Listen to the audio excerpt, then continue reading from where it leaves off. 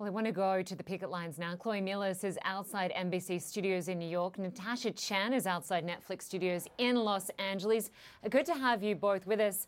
NATASHA, I'll start with you because you interviewed Fran Drescher, who is, of course, the president of the SAG-AFTRA, after the actors voted to join this strike. What did she tell you about the negotiations and the frustrations that she's facing? Well, Fran Drescher told me that she was very disappointed, that this was a sad decision to make, a very grave, serious one. Even though you see the energy high behind us, people very motivated and excited for day one of the strike, it is still a very serious decision they had to make, she said. She was very disappointed with the incremental changes that she says the studios offered. She compared that to moving furniture on the Titanic. And a lot of the people here we've been talking to say that what she has talked about really resonate with them when they discuss better compensation, residuals and streaming and AI. Here is one actor we met on the picket line talking about a residual check that her brother got for a network show that he did as a child actor 30 years ago compared to the check she got for a streaming show. My brother was an actor, he's since retired, but in the 90s worked a lot, and we sometimes get residuals, and he'll get checks from broadcast television shows that he did in 1995 that are worth more than residual checks from big corporations for films I did in 2020. And that is, I think, a big part of the reason why people are out here today. I understand that streaming is such an uncharted territory, but there has to be some sort of cap because they're making money. All these millionaires are making money, but nobody else is seeing any of that money. And she also said that, as expected, there are actors who have day jobs in between acting jobs. But she said they're making so little that many of them are also keeping those second jobs while they are employed on a shoot for a TV show or a movie, Linda. Yeah, unbelievable, that comparison, Natasha. And from the picket line where you are, I want to go to the other picket line in New York where Chloe Melas is. Just tell us what you're seeing there in terms of the turnout, and what are people saying about how long they think this strike might last?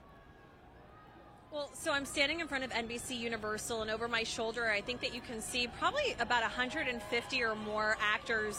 One of the famous faces that's here today is actor Jason Sudeikis. You probably know him from his hit show, Ted Lasso, and he said that he's willing to be out here and picket for as long as it takes. But there is apprehension and there's fear because these actors, they're not all Jason Sudeikis, and they are concerned about how they're going to pay their bills and how are they going to support their families. There are even actors here today with their children, you know, because they don't have childcare, so they brought their children along with them to the picket lines. And so one of the people that I spoke to is the vice president of SAG-AFTRA's New York local chapter, and this is what she had to say about why residuals are important and how streaming is affecting actors' pay. Take a listen.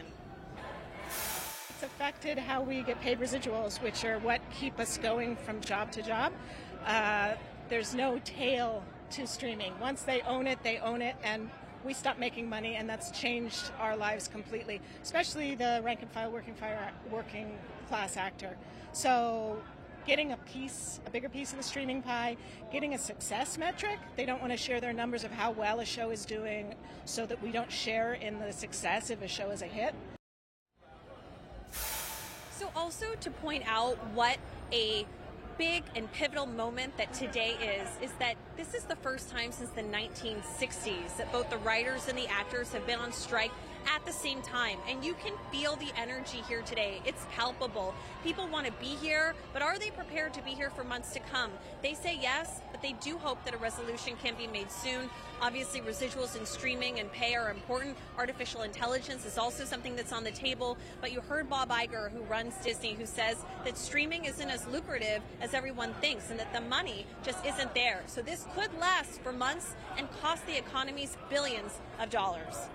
All right, it is an historical moment. Chloe Melas in New York, NATASHA CHEN in Los Angeles. Thank you both very much. Well, still to come, is this the new normal? That's what many are asking as an extreme heat wave grips the Northern Hemisphere. We're heading to Southern Europe as tourism sites shut down and authorities urge people to stay indoors.